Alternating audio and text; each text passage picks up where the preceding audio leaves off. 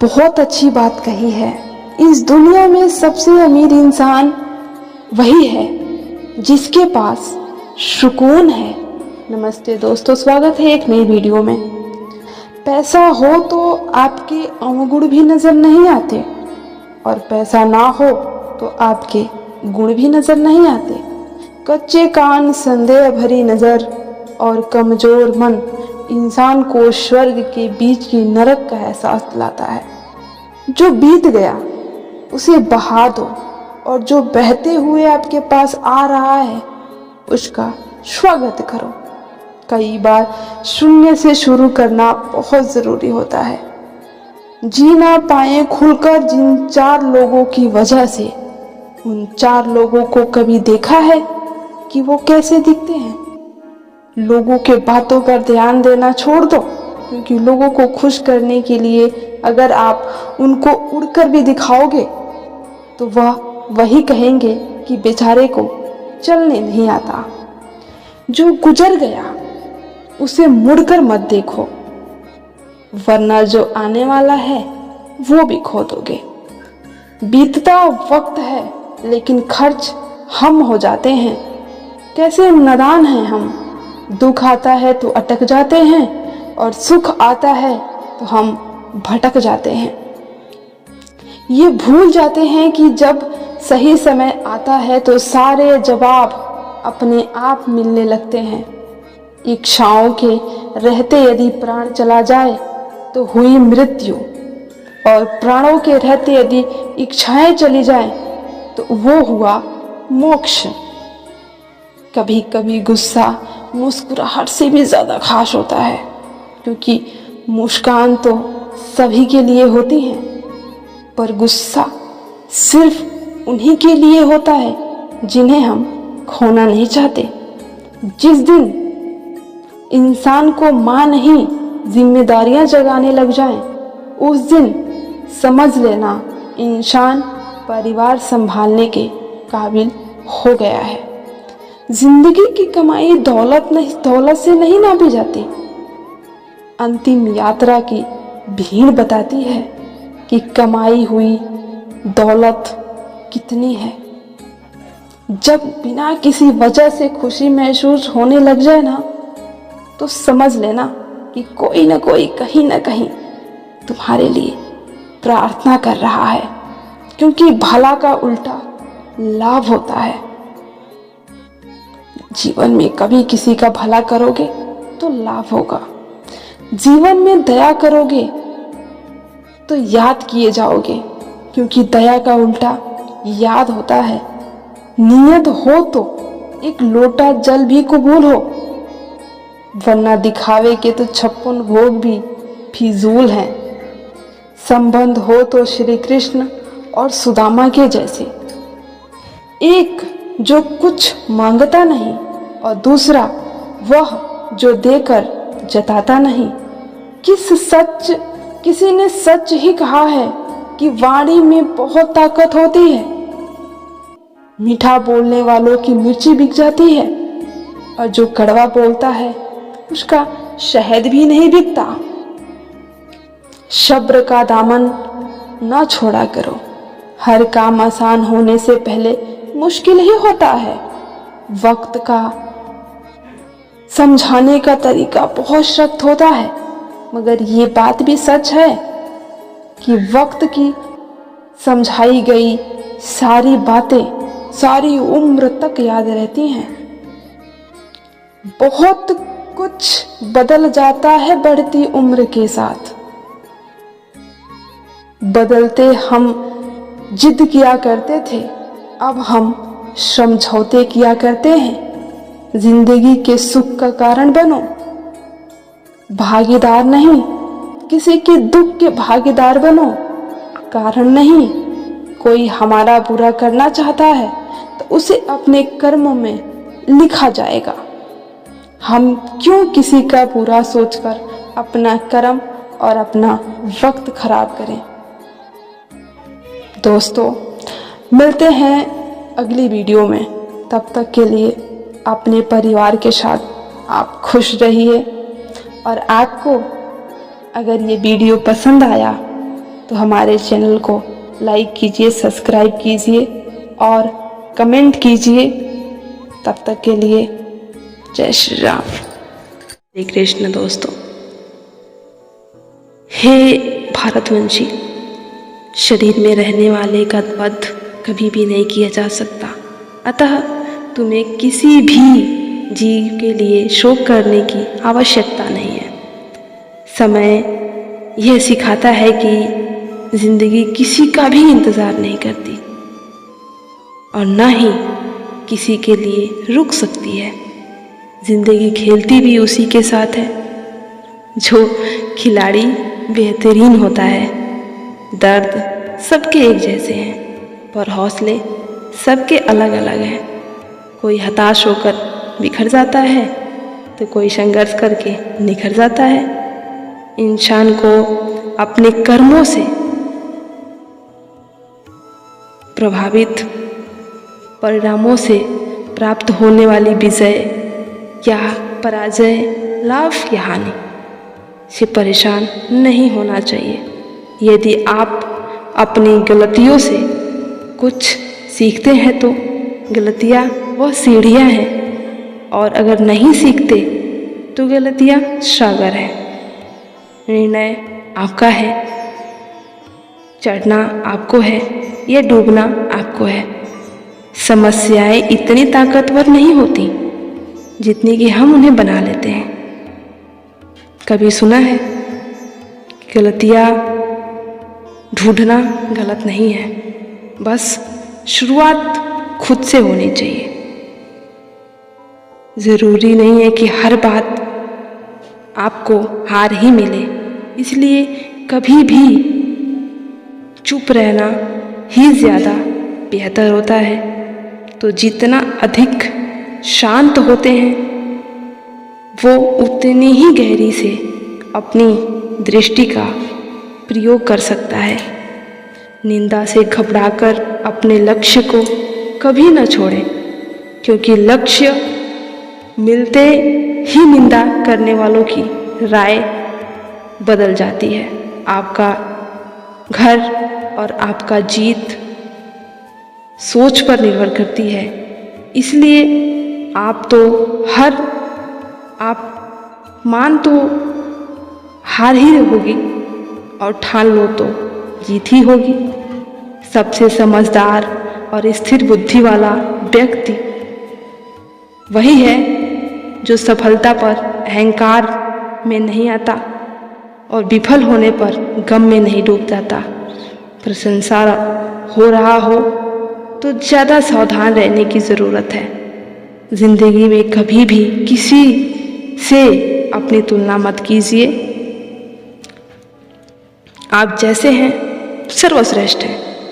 इंसान अपने विश्वास से निर्मित होता है। जैसा वो विश्वास वैसा वो बन जाता है। जिसने मन को जीत लिया उसके लिए मन सर्वश्रेष्ठ दोस्त है, किंतु जो भी नहीं कर पाया उसके लिए उसका मन उसका सबसे बड़ा शत्रु बन जाता है। तो नकारात्मक विचारों का आना तय है, परंतु यह आप पर निर्भर करता है कि आप उसे कितना महत्व देते हैं। हमेशा याद रखना दोस्तों, बेहतरीन दिनों के लिए बुरे दिनों से हमें लड़ना पड़ता है। इसलिए खुद को अधिक तनावग्रस्त न करें दोस्तों, क्योंकि परिस्थितियां चाहे जो भी हो, खराब हो अच्छा हो, बदलेंगी जरूर। संसार में परेशानी देने वालों को या देने वाले की हस्ती भी क्यों नहीं हो, पर भगवान की कृपा दृष्टि से बड़ी नहीं हो सकती। तो प्रेरणा को सबसे बड़ा स्रोत आपको अपने विचार हैं। इसलिए आप सोचें और खुद को जीतने के लिए हमेशा प्रेरित करें। जय श्री कृष्ण। श्री कृष्ण। आस्था की प्रतीक्षा तब होती है जब हम जो चाहें प्रेम से और हमें ना मिले, तब भी हमारे दिल से भगवान के लिए धन्यवाद ही निकलनी चाहिए। चलिए दोस्तों, एक छोटी सी कहानी सुनाती हूँ। भगवान ने एक अपने प्रिय भक्त की जो मंदिर में जाता था, पूजा पाठ करता था, एक दिन उसने भगवान से कहा, प्रभु आप कब तक यहाँ मूर्ति बनकर बैठे रहेंगे? आप जरा घूम आइए, आपकी जगह मैं खड़ा हो जाता हूँ। अगर आप मुझे आज्ञा दें तो मैं। प्रभु ने कहा ठीक है, तुम चले जाओ, लेकिन एक बात का ध्यान रखना, यहाँ जो भी आया है या आएगा दर्शन के लिए, जो भी वो मांगे, जो भी वो कहे, तुम कुछ मत बोलना, तुम चुपचाप मूर्ति बनकर खड़े रहना, क्योंकि मैंने सबके लिए प्लान बना रखा है, तुम कुछ मत बोलना। भक्त ने कहा ठीक है प्रभु, आपकी जो आज्ञा। प्रभु चले गए। भक्त वहाँ मूर्ति बनकर खड़ा हो गया। भक्त आते रहे, जाते रहे दर्शन के लिए। फिर एक व्यापारी आया जो प्रभु को प्रणाम किया, और प्रणाम कर पलटा ही था कि उसका पर्स नीचे गिर गया। व्यापारी ने ध्यान नहीं दिया और चला गया। व्यापारी के जाने के बाद एक गरीब व्यक्ति वहाँ आया और भगवान को प्रणाम किया और भगवान से कहने लगा कि मेरे घर खाने के लिए कुछ भी नहीं है प्रभु, मेरे बच्चे भूखे हैं, कृपा कीजिए। फिर वो ये सब बोल के मुड़ा ही था कि वहाँ उसे वो पर्स दिखाई दिया, और वो पर्स उठा लिया और भगवान का धन्यवाद किया, और उसके बाद वो वहाँ से चला गया। फिर थोड़ी देर बाद ही वहाँ पे एक नाविक आया और वह भगवान से प्रार्थना करने लगा कि प्रभु मैं 15 दिन के लिए समुद्री यात्रा पर जा रहा हूँ, कृपया हमारे परिवार की हमारी यात्रा सफल हो, इसका ध्यान रखना। फिर वहाँ से वो ये प्रार्थना कर जा ही रहा था कि वहाँ जिसका पर्स गिर गया था वो व्यापारी और सामने पुलिस खड़ा थी। फिर वो देखकर नाविक बोला कि आप लोग कौन हैं? पुलिस वाले ने कहा आप चोर हैं, आपने इनका पर्स लिया है। फिर वो नाविक ने कहा कि मैंने किसी का कोई पर्स नहीं लिया। पुलिस वाले नहीं सुने और व्यापारी को आरोप के कारण उस नाविक को लेके जा रहे थे। तब वह भक्त जो मूर्ति बनकर खड़ा था वो कहने लगा कि अरे इसने कुछ नहीं किया, इसने कुछ नहीं चुराया, इससे पहले एक गरीब आदमी आया था, वह चुराकर पर्स को ले गया, आप इनको छोड़ दीजिए, उस गरीब घर के जाकर के और उस गरीब को पकड़िए, क्योंकि चोरी उसने की थी। फिर कोई वो पुलिस वाले नाविक को छोड़ दिए और उस गरीब आदमी के घर चले गए। वहाँ जाकर उन्होंने उस गरीब आदमी को पकड़ लिया और उसे जेल ले गए। फिर भगवान जी शाम को आए और फिर जो वो भक्त जो मूर्ति बनकर खड़ा था उसने भगवान जी को सारी बातें बताई। फिर भगवान जी ने कहा तुमने ये सब क्या कर दिया? तुम्हें क्या कहा था मैंने? तुम यहाँ खड़े रहना, तुम किसी को कुछ बोलना मत, क्योंकि मैंने सबके लिए योजना बना के रखी थी। तुमने तो सारा काम बिगाड़ दिया। उस व्यापारी के जेब से पर्स गिरा, उसमें उतने पैसे नहीं थे कि उसका नुकसान हो जाता। वह बहुत अमीर आदमी था और जिस गरीब को वो पर्स मिला उसका उससे भला हो जाता। उसके बाद जो नाविक आया था वो 15 दिन के लिए यात्रा पर जा रहा था। वहाँ भयंकर तूफान आने वाला था, उसकी वजह से उसकी जान जानी पक्की थी, उसकी पत्नी विधवा हो जाती। इसलिए मैंने प्लान बनाया था कि तुमने सारा प्लान बिगाड़ दिया और उस गरीब आदमी को जेल भिजवा दिया, उस नाविक को यात्रा पर भेज दी। अब उसकी जान चली जाएगी, उसकी पत्नी विधवा हो जाएगी। भक्त जो था वह जमीन पर बैठकर लेटकर माफ़ी मांगने लगा कि जो कुछ भी हुआ प्रभु ठीक कीजिए, बिगड़ने से बचा लीजिए।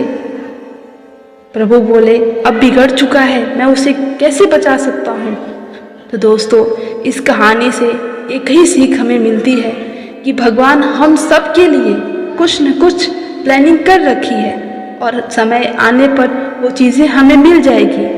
तो भगवान जी को दिल से चाहें, उनका दिल से धन्यवाद करें, क्योंकि उस पर आपका भरोसा होना बहुत ज़रूरी है।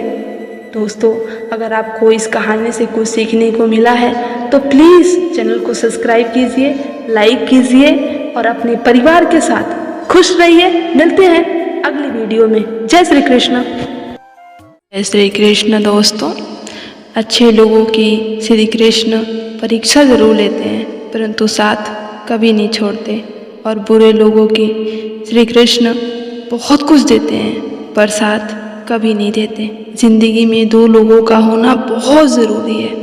एक श्री कृष्ण जो लड़े बिना जीत पक्की कर देते हैं, और दूसरा कर्ण जो हार सामने हो फिर भी साथ नहीं छोड़ते।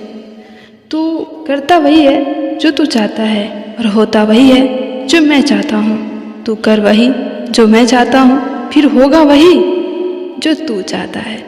श्री कृष्ण जी कहते हैं कि जन्म लेने वालों की मृत्यु उतनी ही निश्चित है जितना कि मृत्यु होने वालों के लिए जन्म लेना। इसलिए जो अपरिहार्य है उस पर शोक मत करो। भरोसा अगर खुद पर हो तो ताकत बन जाती है, और भरोसा अगर दूसरों पे हो तो वो कमज़ोरी बन जाती है। आप कब सही थे इसे कोई याद नहीं रखता, आप कब गलत थे इसे सब याद रखते हैं। श्री कृष्ण जी कहते हैं, मैं किसी के भाग्य का निर्माण नहीं करता, ना ही किसी के कर्मों का फल देता हूँ। जो जैसा कर्म करता है वैसा फल मिलता है। मैं सभी प्राणियों की एक समान रूप से देखता हूँ, ना मुझे कोई कम प्यारा है ना ही मुझे कोई ज़्यादा प्यारा है। लेकिन जो मेरा सच्चे मन से आराधना करता है वो मेरे भीतर रहते हैं, और मैं उनका बहुत अच्छे से ध्यान रखता हूँ। तुम्हारा क्या गया जो तुम रोते हो? तुम क्या लाए थे जो तुमने खो दिया? तुमने क्या पैदा किया था जो नाश हो गया? ना तुम कुछ लेकर आए ना लेकर जाओगे। जो लिया यहीं से लिया, जो दिया यहीं पर दिया। यदि आप किसी से दोस्ती नहीं करेंगे या नहीं कर सकते तो उसके साथ आप दुश्मनी भी नहीं कर सकते। जो हुआ वो अच्छा हुआ, जो हो रहा है वो भी अच्छा ही हो रहा है, जो होगा वो भी अच्छा ही होगा। तो भूत का पश्चाताप ना करें, भविष्य का चिंता ना करें, वर्तमान चल रहा है। एक बार राधा रानी ने श्री कृष्ण जी से पूछा, माधव प्यार का असली मतलब क्या होता है? तब श्री कृष्ण जी ने हंसकर कहा, जहाँ मतलब वहाँ प्यार कैसा? प्यार एक ऐसा एहसास है जो इंसान को कभी हारने नहीं देता, और नफरत एक ऐसा घृणा है जो कभी इंसान को जीतने नहीं देता। श्री कृष्ण जी कहते हैं, जिस व्यक्ति को आपका कदर नहीं है उसके साथ रहना या रहने से अच्छा है अकेले रहना। प्रेम और तकदीर कभी एक साथ नहीं चलते, क्योंकि जो तकदीर में है उससे कभी प्रेम नहीं हो सकता, और जिससे प्रेम है हर किसी कीमती चीज़ को उठाने के लिए झुकना पड़ता है। जैसे माँ बाप का आशीर्वाद से इनमें से एक है। अगर व्यक्ति शिक्षकों से पहले संस्कार और व्यापार से पहले व्यवहार और भगवान से पहले माता पिता को पहचान ले तो वो जीवन में वो इंसान कभी भी कठिनाइयों से सदा सदा के लिए दूर रहेगा। स्वार्थ से रिश्ते बनाने की लाख कोशिश कर लो, वो कभी भी अपने नहीं बन सकते।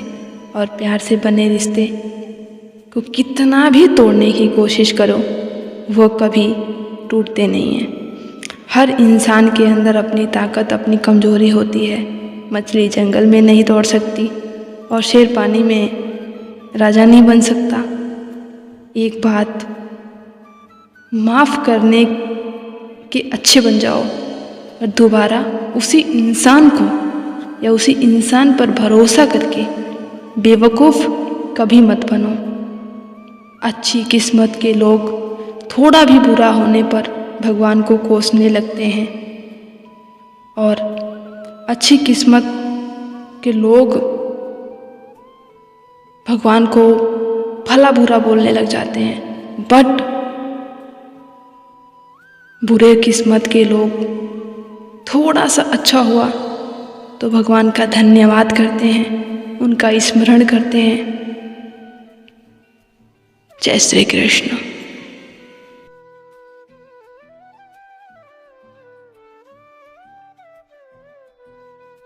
बहुत अच्छी बात कही है। भक्ति अगर भोजन में प्रवेश कर जाती है तो खाना प्रसाद बन जाता है, और अगर पानी में प्रवेश कर जाती है भक्ति तो पानी चढ़ना मृत बन जाता है। नमस्ते दोस्तों, स्वागत है एक नई वीडियो में। एक बहुत छोटी सी कहानी है। एक गांव में बाहर झोपड़ी बना करके एक साधु महात्मा रहते थे। उनकी झोपड़ी से कुछ ही दूरी पर एक परिवार रहता था। ये बाबा जो थे दिन भर राम राम का जप किया करते थे, ढोलक बजाते थे। इस बात से जो परिवार था उनको परेशानी होता था। उस घर का जो एक मुखिया था एक दिन आया गुस्से में और महात्मा जी से कहने लगा कि दिन भर आप राम राम जपते हो, बढ़िया बात है, ढोलक बजाते हो, दिन भर ये सब करते हो, क्या हमें परेशानी होती है, हमें डिस्टर्ब होते हैं, क्या राम जी आपको भोजन दे रहे हैं? बाबा जी ने कहा बिल्कुल, मेरे राम जी मुझे भोजन करवाते हैं। उस आदमी ने कहा कि ठीक है, मुझे नहीं कराते, मुझे तो नौकरी करनी पड़ती है, मुझे काम करना पड़ता है, मुझे नींद नहीं आती, डिस्टर्ब होता हूँ। तुम्हारे राम जी की इतने ही ताकतवर हैं तो मुझे भोजन दे देंगे बिना काम किए, बिना मेहनत किए। बाबा जी ने कहा बिल्कुल दे देंगे, बस तुम मेरे साथ राम राम का जप करो। उस आदमी ने कहा ठीक है, फिर तो आज शर्त लग ही गई। आज मैं राम राम का जप करूंगा और देखता हूँ क्या आपके राम जी मुझे भोजन करवाते हैं। आज मैं नौकरी पर नहीं जाऊंगा।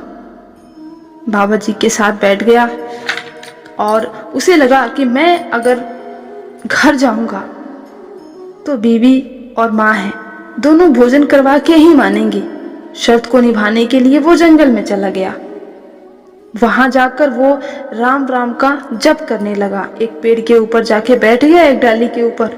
तब उसने देखा कि गांव के लोग जो हैं, एक ग्रुप वहां से निकल रहा था और वह उस पेड़ के नीचे ही आकर के रुके और बढ़िया सा भोजन बनाया।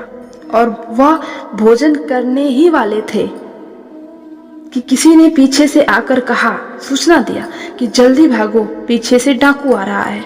फिर वो व्यापारी लोग थे, पैसा वैसा लेकर चल रहे थे। वो भोजन वहीं बनाकर छोड़कर निकल गए। पीछे से डाकुओं का ग्रुप आया। उन्होंने देखा कि बढ़िया सा भोजन बना हुआ है, बनकर के तैयार है, लगता है कोई अभी अभी बना के गया है। उन डाकुओं में से एक ने कहा, सरदार कहीं ये साजिश तो नहीं है, कोई चाल तो नहीं है, किसी ने इस भोजन में जहर तो नहीं मिला दिया है, हमें खिला के मारना चाहता हो? डाकुओं के सरदार ने कहा बिल्कुल सही कह रहे हो, आसपास ढूंढो कोई दिख जाए। आसपास देखा, कोई नहीं दिखा। ऊपर देखा तो वो आदमी दिख गया जो शर्त लगा के आया था कि मैं राम राम का जप करूंगा और राम मुझे खाना खिलाएंगे। फिर डाकुओं के सरदार ने कहा, भाई तू नीचे उतर आ। नीचे बुलाया, पहले तुम ये भोजन करो। उसने तो शर्त लगाई थी कि आज भोजन नहीं करूंगा, ये जबरदस्ती कर रहा था। उसने कहा मैं नहीं खाऊंगा खाना, नहीं खा सकता। डाकुओं को लगा किस आदमी ने ही भोजन बनाया है और उसमें जहर मिलाया है, हमें मारने की साजिश कर रहा है। डाकुओं ने जोर से लट्ठा से मारा और कहा भोजन कर। उसने कहा मैं नहीं करूंगा। डाकुओं ने कहा नहीं करेगा तो 100 लठ मारूंगा। बिना देरी की वो आदमी भोजन करने लगा डर के मारे, और भोजन कर रहा था और आंखों में से आंसू बह रहे थे।